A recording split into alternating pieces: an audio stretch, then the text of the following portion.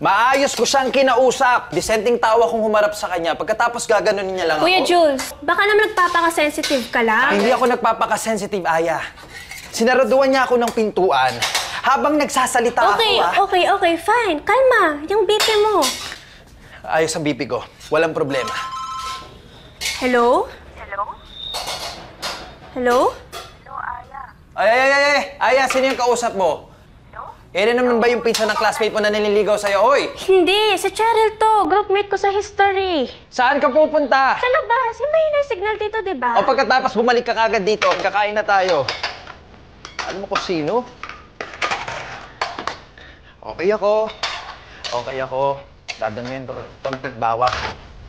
Pwede na may email mo na lang sa akin, Che. Basta, mamaya, magkita na lang tayo Hello, para Peter. maayos natin Okay.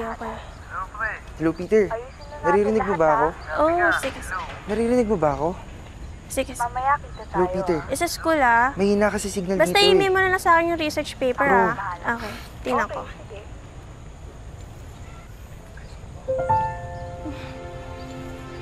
Hi. Ang hina pala ng signal dito, no? Yes, sa loob ng bahay, halos wala talaga eh. Parang dead spot. Anong pangalan mo ulit? Zephaniah. Pero ayan na lang. Ako si Ansel. Aya, nabanggit mo sa akin, yung nakatira dati dito, si Miss Kabigting, di ba hindi marunong gumamit ng internet yon?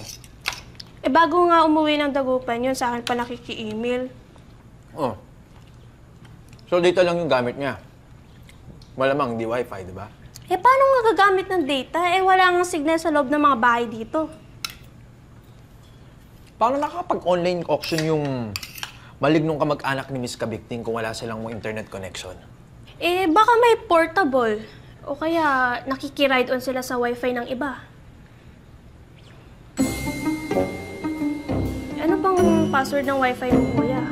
1, 2, 3, 4, 5 pa rin?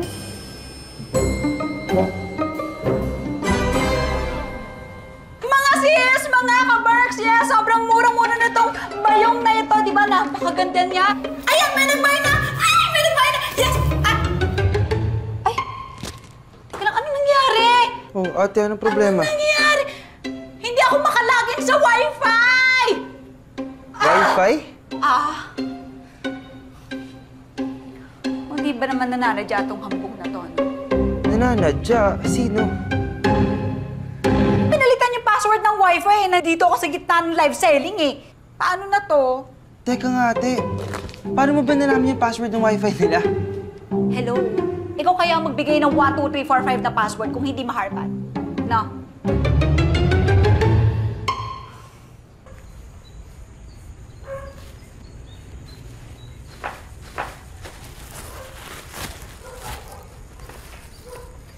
Ay! Anong ginagawa mo?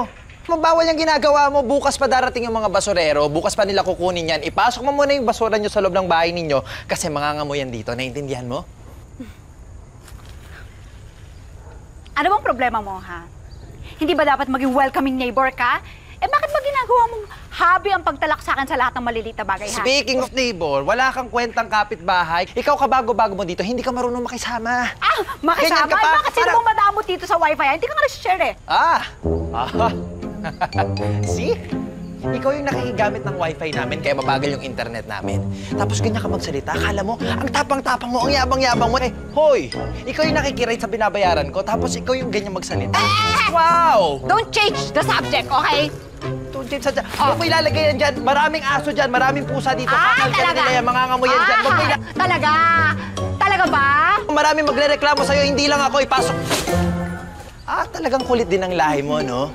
Ha?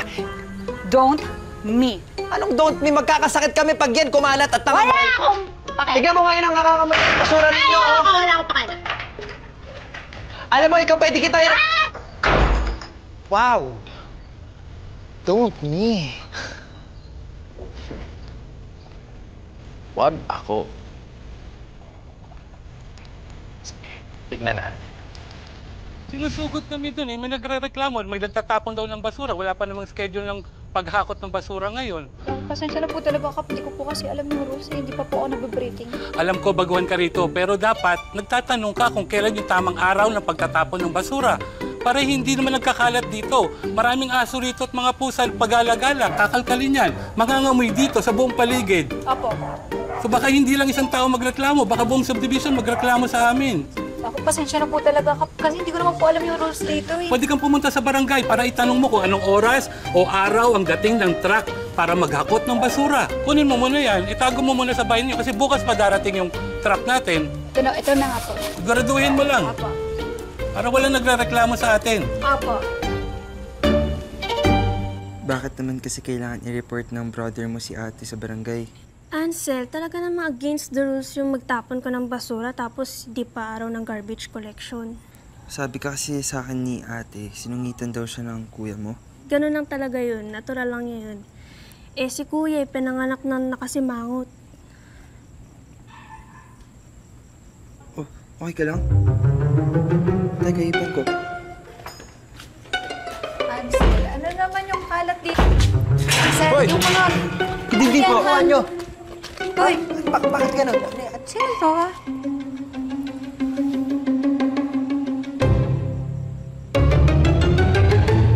Hoy, ano ha? Yun ba yung dinidiskartehan mo ha? Ate, nag-uusap lang kami. Dinidiskartehan ka agad? Ano ba napakalaki kong kasalanan, ha?